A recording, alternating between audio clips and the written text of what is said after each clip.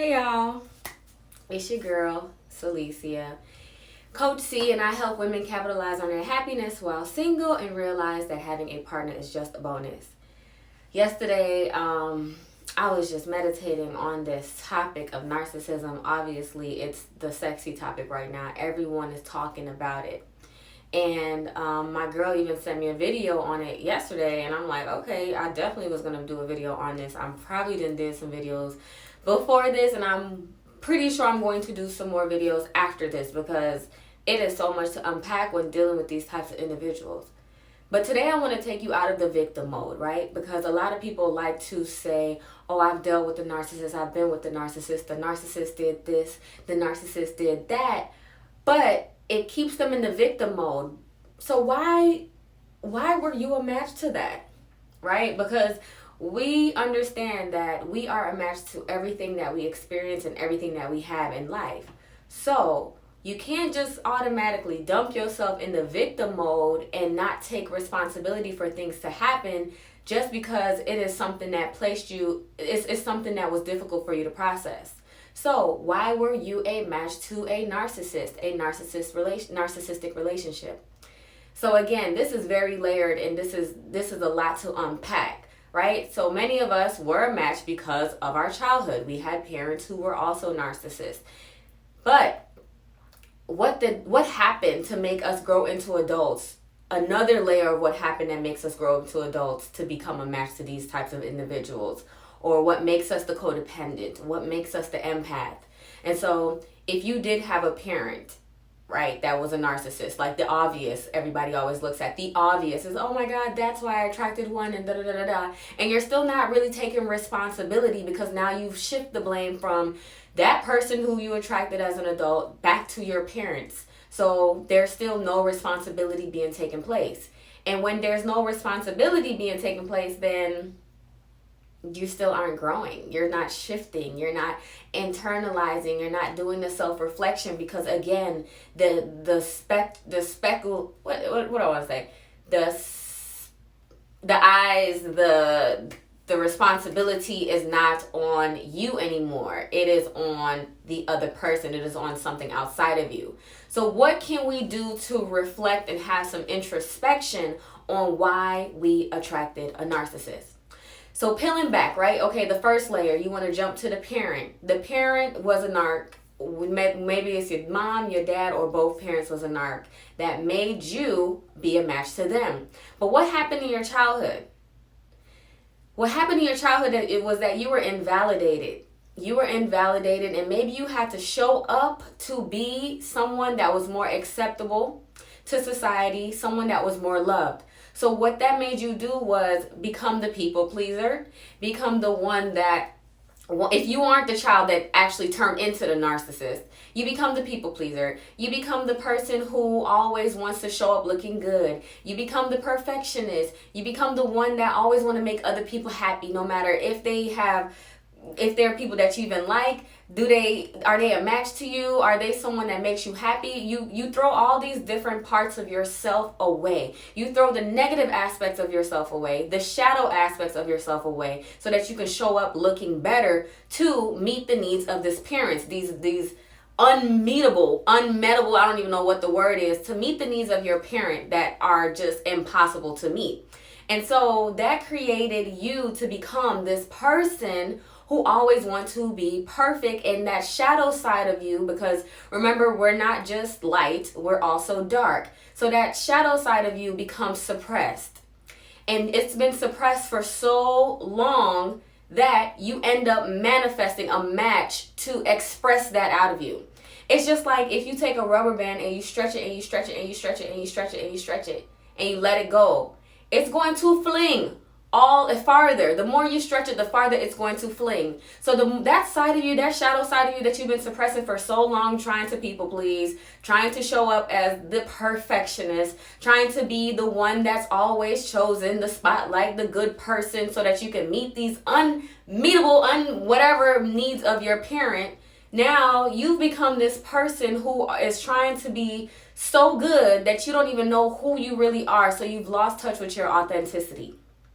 And when you lose touch with your authenticity, then that part of you is still there, right? When I talked about fragmentation, you cannot just divorce a part of you that's you. So what happens when you suppress it is you end up carrying that energy so much more strongly that you end up being a match to these types of individuals that's going to express the side of you that you've always been hiding.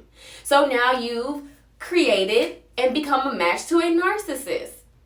So what is the cure for this? Like, everyone wants to be the victim of narcissistic abuse. Everyone want to blame their parents. Everyone want to blame their partner. Everyone want to blame, and not take responsibility for the fact that, hey, I was a match to this.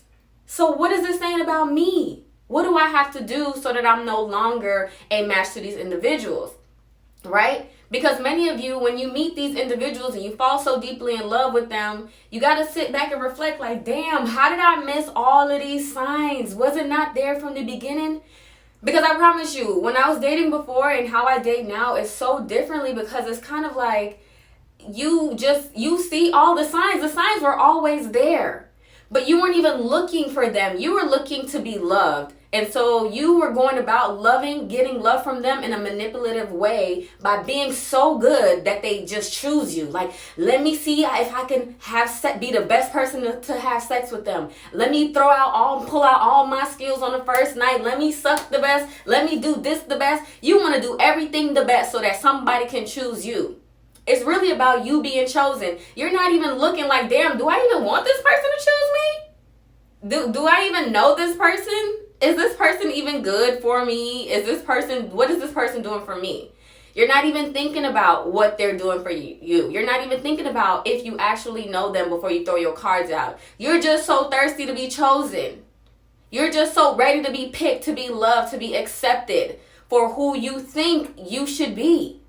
But yet you haven't even discovered who you are, because once you discover who you are, then you'll have those boundaries to know, like, okay, well, I like this and I don't like that.